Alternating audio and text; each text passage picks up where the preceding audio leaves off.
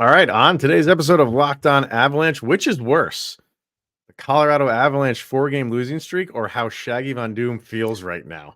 New episode of Locked On Avalanche coming at you. Your Locked On Avalanche, your daily podcast on the Colorado Avalanche. Part of the Locked On Podcast Network, your team every day.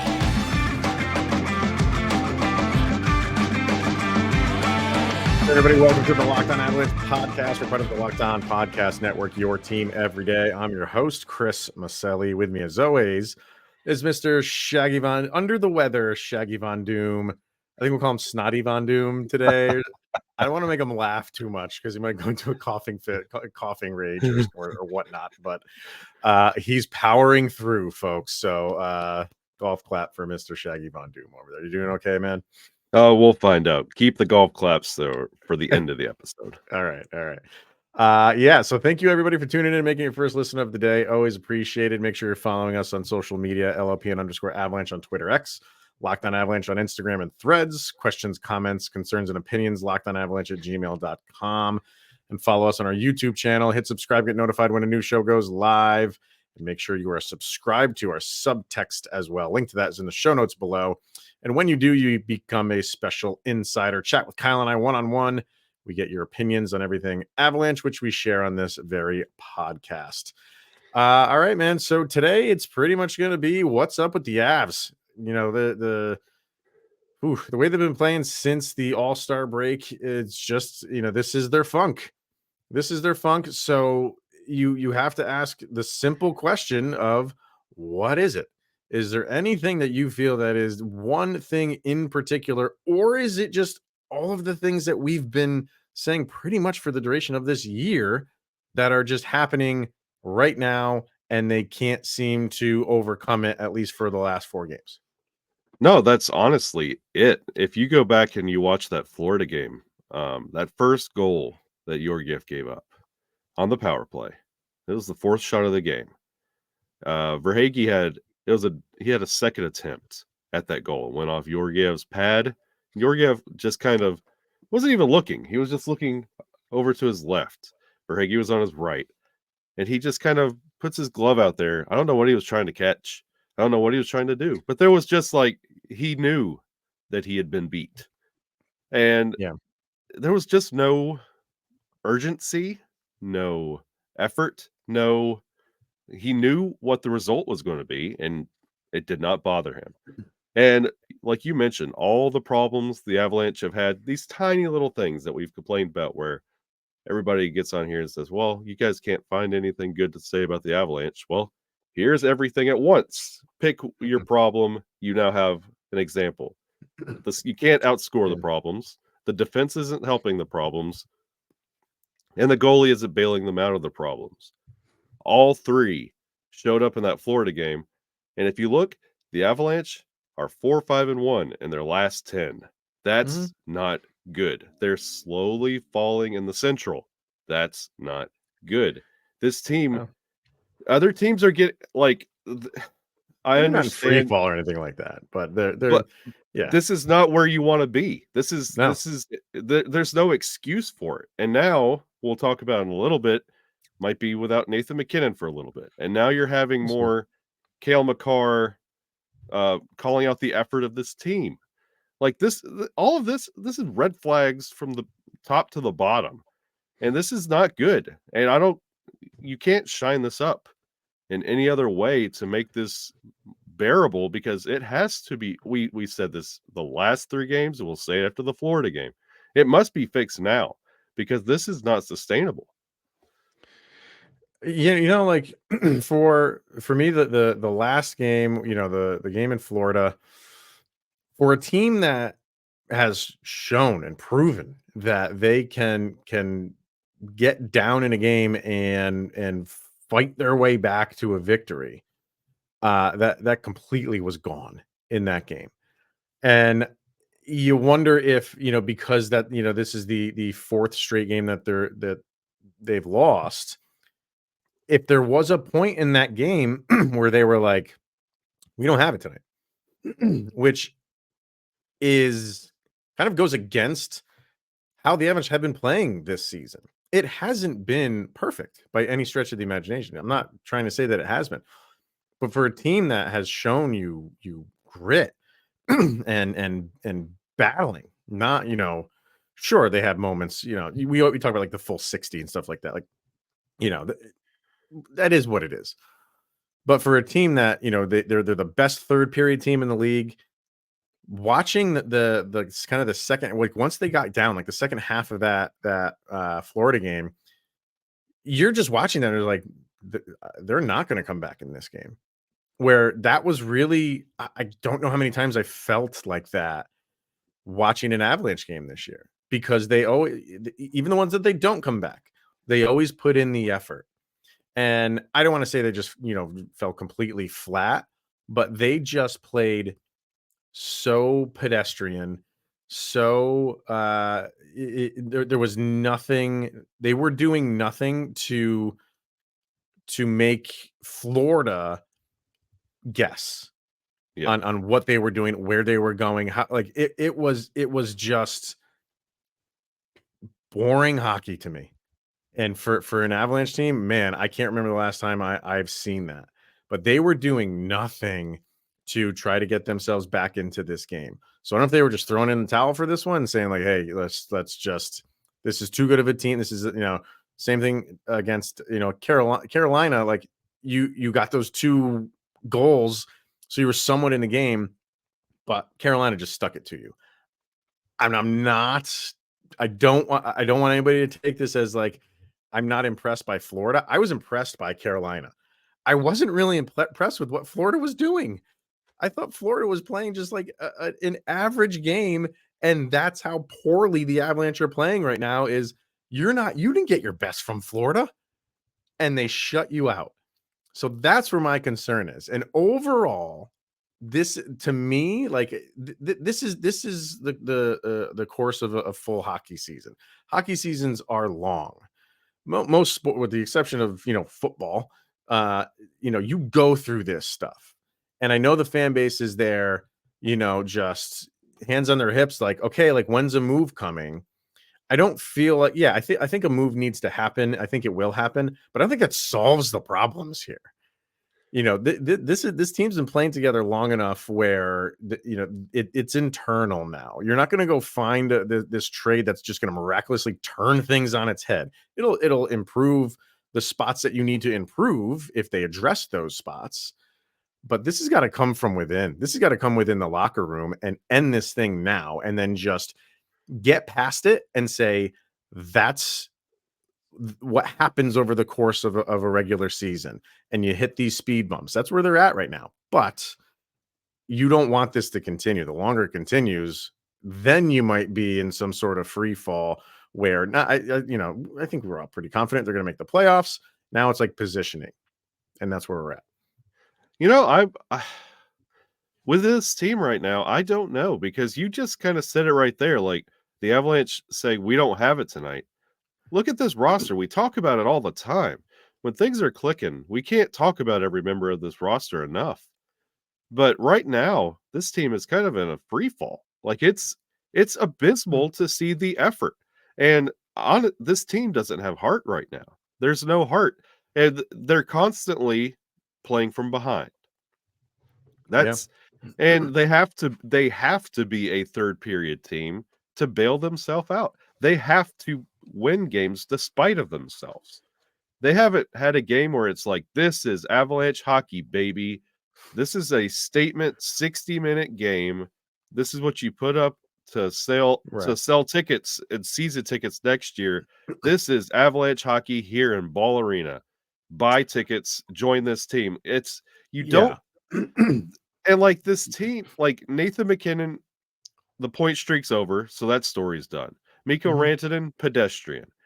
Cale Makar, pedestrian. He's been pedestrian. Bo Byram, not great. So all the stars, you don't see this team getting out there and wanting to be, the Avalanche that we know.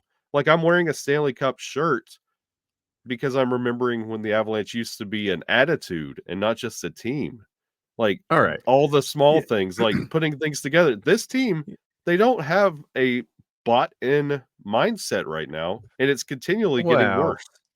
hang on though, because before the All-Star break, were we not saying like, oh man, why do we have to take a week off? Or I think it was 9 days off right now because this team has hit its stride. They are playing great. They were playing their best hockey leading up to the All-Star break, and that's really indisputable. And now, like, this is 4 games. That's all it is. And I'm not trying to excuse it, but I'm not going to the point of that this team is in free fall, or they're not putting in the effort, or it's 4 games. And not that long ago we were singing their praises as one of the hottest teams in the league, save for Edmonton with the streak that they were on. But we loved how they were playing not that long ago. And Well, right now it is not good. I will grant you that. But I don't want to extend this out to this is going to be the rest of the season. I'm not going to fall into that trap yet. well, I'll flip it right back around. Like, you're talking about playoff positioning. You could get a couple days break in the playoffs, and then you have 4 bad games, and you're out of the playoffs. Yeah, well, yeah. I mean, you could. I mean, most of the time in the playoffs, you're playing every other day. In the playoffs, you usually are playing every other day. You wrap Unless you wrap a series up and then you have to wait. Sure, grant you that. Absolutely. But at that point in the season, you've played 82 games, you've played a series, and so it really shouldn't. And even right here, it shouldn't be a problem because you've played almost 50 before you had your break. So I'm not trying to say. I'm just saying, like, from a perspective, like, of looking at this from like a bird's eye view, like it in the grand scheme, it's 4 games. It's been a bad 4 games, but it is 4 games. I don't want to go to the extreme of, well, I think we just throw the towel in on this season. I can't do that yet. It hasn't been the way that we want it to go all year long, and that's where the questions I have. Let's get a quick break in and kind of talk about why have there been no moves yet? Just to bring something in, and well, there has been the Zach Parise thing, and he's looked pretty good. I think he looked decent, but that doesn't really address a glaring need for the Avalanche. So why haven't they done anything yet? Let's talk about that after this. All right, let's hear from FanDuel and get buckets with your first bet on FanDuel, America's #1 sportsbook, because right now new customers can get $150 in bonus bets with any $5 winning bet. How was your Super Bowl party, sir? Did you enjoy that game? I mean, the team that won is obviously not the team I wanted to win, but I have to admit it was a pretty good game. We watched the SpongeBob broadcast, so You we did, enjoyed. which is getting a lot of love from the social world right now. People seem to really enjoy that. So It was a blast. kudos, SpongeBob. So over on FanDuel, that's $150, like we said, in bonus bets. If your $5 bet wins, you can bet on your favorite NBA players and teams with quick bets, live same game parlays, exclusive props, and so much more. Just visit FanDuel.com/lockedon to shoot your shot. FanDuel is an official sportsbook partner of the NBA. All right, so let's get into that, Kyle, because trade deadline about a month away. We know what the Avalanche need. I think that the 2 big needs that they have: backup goalie, 2C. That hasn't changed since like the end of October, early November. And if that was not the case, if the Avalanche were in a position of just going out and making a couple trades just to make your team better. I mean, you're doing that anyway. When you make a trade, you're clearly trying to make your team better. The Avalanche are trying to make their team better while addressing some glaring needs. And those needs have been there for most of this season. And you have to kind of like scratch your heads if to say like how come they haven't? What is the hold? Is it just the teams on the other end are just holding out and doing the waiting game and making teams get into a bidding war? Or is it the Avalanche who are kind of slow walking this thing to get, I don't know why they would. You know exactly what you need. Maybe they just don't like some of the deals that they're putting out are not being received. And they're like, this is all we can do. It has me a little bit concerned, Kyle. It really has me a little bit concerned that if they haven't addressed those two things by now, are they going to? Because what's stopping you from doing it right now? You And need see it. that, and that's the thing that over time, the longer this goes unaddressed, I think the more I'm going to hate the Zach Parise thing. Because yes, he's been whatever. Like, it's been He's nice to been see him out okay. there. He's But been okay. I don't have a problem that's with him. Yeah. but we don't that's not what needs to happen. Look at the Mhm. Florida game. The face-off discrepancy was so bad. Horrible. And it's only getting worse. The 2C problem has been a problem all year. Rijo is falling through the lines. Like, we're not getting face-off help anywhere. And it's the 2C is a huge problem. The goalie is a problem. And you have to go out there and make a move. And for them to go get Zach Parise out of his house, that, like, granted, you could talk about that move all day long, but it just is a weird it's just a weird move and a weird fit right now when there are two big leaks that you're not trying to address right now in this ship. Mhm. Um, I'll get to Vargar says this on subtext. He said something's up with this team beyond goaltending and lack of 2C. I think it's a chemistry issue. I keep going back to the comments Taves made. That 2022 Cup, that team played as a unit. They played for each other. This team has varying degrees of effort and teamwork. They're not on the same page. Reminds me of the Duchesne days. I think it's a Oh, mix of personalities in the locker room. Um, I don't get a vibe that like these guys don't get along. You normally get a sense of players like they usually have their backs, and they don't. The Taves thing, what needed to be said, and he didn't call anybody out in particular. I think he called out pretty much everybody as a team, and which you don't see that a lot from anybody on an Avalanche roster. But I think like they started to play better after he said it. So I think that was a wake up call that needed to happen. But I don't feel like this team just doesn't get along. I think there was a lot of fresh faces on this team coming in.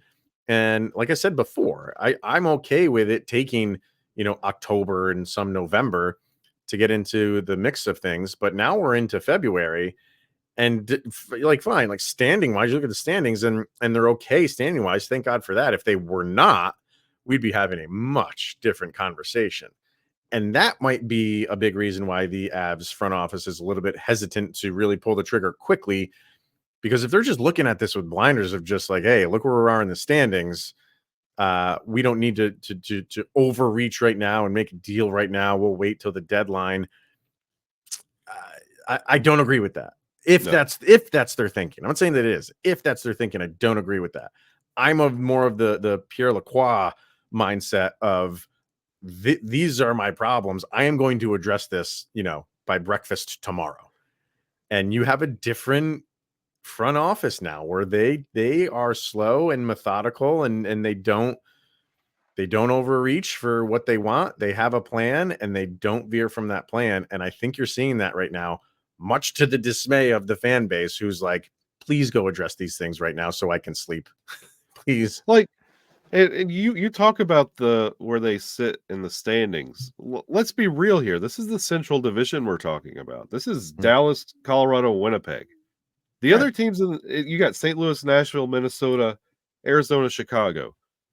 You just show up and you're doing better than half of the teams in division. Like it's deceptive where the Avalanche are sitting. Well, And I mean, you're 10 points up on St. Louis right now, who's in fourth, but they're playing better. Like St. Louis, since that coaching change has played better. Can they make up that much ground? That's a lot to ask. well, if the Avs continue, right, if the Avs continue this way, because right. this isn't one of those like the Carolina game. It was iffy. The Florida game, it was worse. It's as bad as it gets, and it's continually getting worse. Like we could talk about the All-Star break was bad and whatever. We're removed from that a whole week. it should be getting back to playing shape, but they're getting farther away from the mark. And Yeah. the chemistry issue, I wonder what they are preaching in that locker room. Is this how we won a cup? Who are you talking to? The guys that already won the cup? The new guys that came in who haven't won a cup? The guys that have veteran leadership skills that really haven't done anything but just manage in the league for 10 plus years?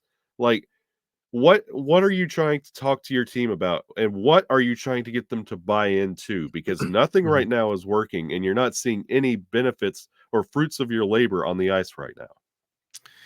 I mean, the way that the standings look for the Central right now, the Avs are slotted into the second spot, but they're really in the third spot because you're only a point up on Winnipeg, but they have 3 games in hand on you, right? So come on, like you gotta imagine they're gonna win, Yep. So you're really in the third spot, and Dallas has a game in hand on you, and they're 2 points up on you. They got 70 points.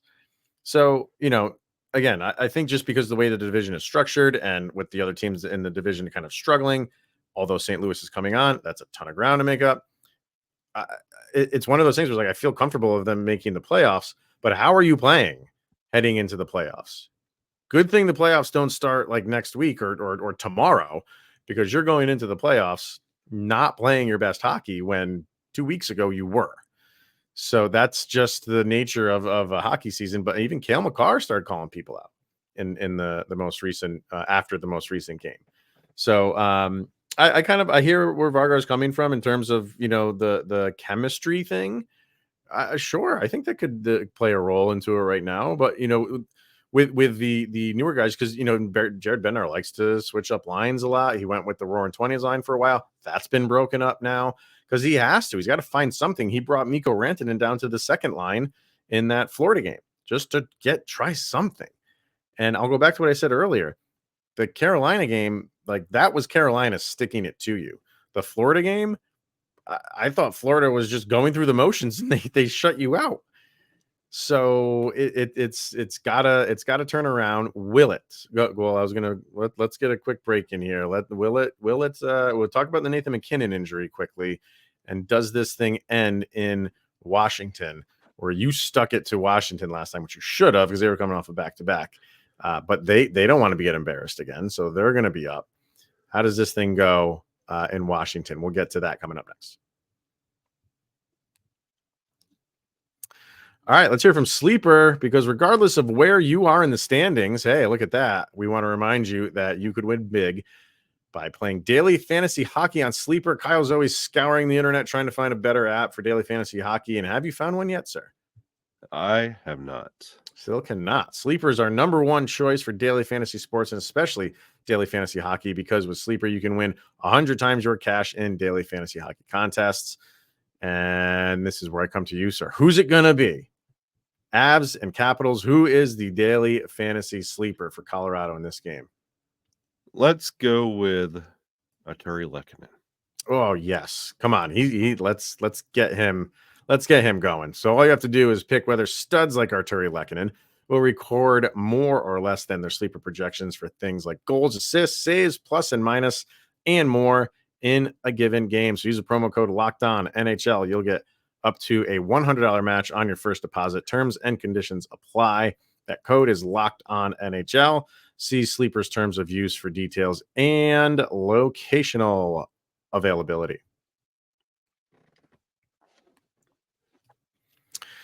So Nathan MacKinnon did get injured late in that game to Florida. Was a fluky looking thing. I mean, came right down. It looked like he turned his face just at the last second and got more of like his cheek, maybe jawline, than straight onto the jaw. Because if that was the case, like you're losing some teeth there. You might have a broken chin or whatever. You like it could have been worse.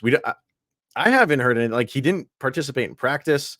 You've heard a little bit. Like Jared Bednar did say he also did not practice because he tweaked something else other than the fall that he had. But the last I heard, he does think he will be back for this game against Washington. I don't want to go to good Lord if he's, I mean, if he's out for a while, he's on pace for a Hart Trophy. That he is what is making this machine go. So let's hope that if he does miss a game, that's all it is like one game or maybe the rest of this road trip, and then he does not miss a significant amount of time, because clearly that will be a monumental loss to this team. Clearly. Yeah, and usually in this situation when Nathan McKinnon does go down, because he does that from time to time, we always go to the next man up mentality. And with the production of this roster right now, you're afraid of that. And Yeah. you really Yeah. hope Nathan McKinnon could be there for that Washington game, because, like you mentioned before the break, Mikko having to drop down to fire up that second line. With this roster, on paper, without the last 5, last 10, without the bearing of the season, on paper, this roster should be running crazy over the NHL right now. And they're just currently not. And that Mm. picture of Nathan McKinnon falling down over the back of the net onto his face, I saved that picture. It was by Sunday Scary's picture on Twitter X. Like, Yeah. it was a perfect picture to encapsulate the last 4 games of Avalanche hockey, where that's just how things are going right now. Yeah. Yeah. And And you good. and this is not what you want. Well, it could be a blessing and a curse. Nathan McKinnon goes down, somebody has to step up. But it could be a curse. Like, you don't want to lose Nathan No. McKinnon for amount of time with this Hart campaign that he's working on. Yeah. I think overall this year, the past couple years have been injuries. It's been the story for this team.